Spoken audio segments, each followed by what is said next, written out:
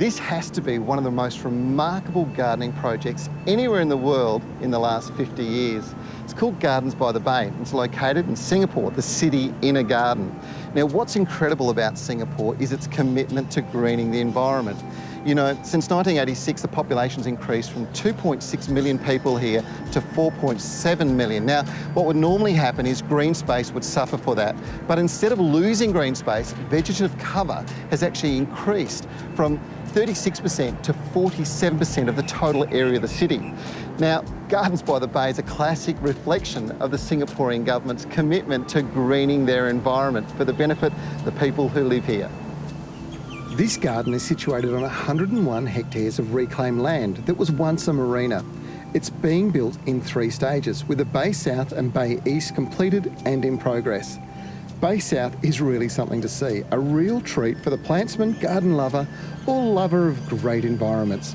Already with this stage, hundreds of thousands of plants have been used, and they've been sourced from all over the world, providing an amazing diversity of species.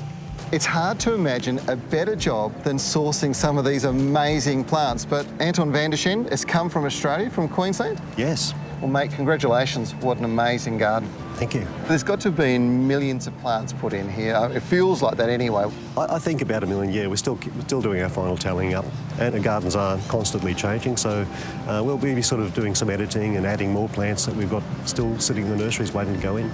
Were there any major challenges you had in sourcing plants? I noticed there's some huge plants being brought in. How did you do it? Generally, you're sort of restricted to what the dimensions are of a 40-foot container. Yeah. However, there are some larger specimens, and even some of the large boulders or rocks in the garden were brought on a flatbed container. Getting the soil right for all the plants here must have been a huge challenge. We had a lot of help from people like Kevin Handrick, who's the god of soil in Australia, who basically came over here and made lots of little mud pies and did lots of tests and basically helped out us get it right.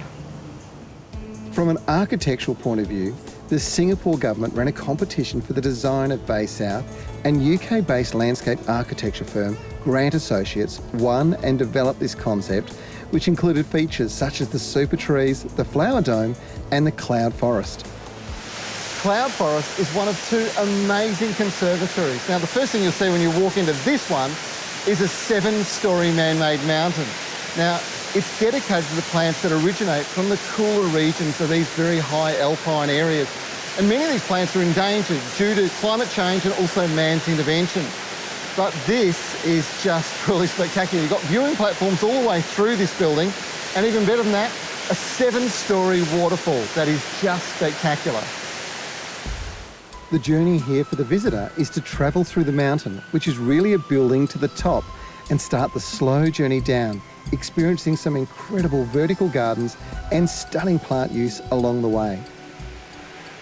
This is the Viraya or rock rhododendron. They are stunning plants that originate from Borneo, Papua New Guinea, and even mountainous regions of northern eastern Australia. Now, they are stunning plants. They will grow in most capital cities in Australia if you can keep them cool and moist all year round. My next stop is the Flower Dome, home to collections of plants from around the world, including kangaroo paws, bottle trees and grass trees from Australia. The Mediterranean garden features some incredible old olives originating from Spain, and one of them is over 1,000 years old.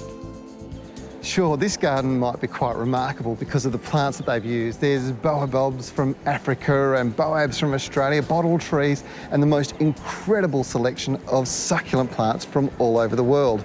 But what makes this truly remarkable is this is actually a rooftop garden. This has been built above a function centre that seats over 1,000 people.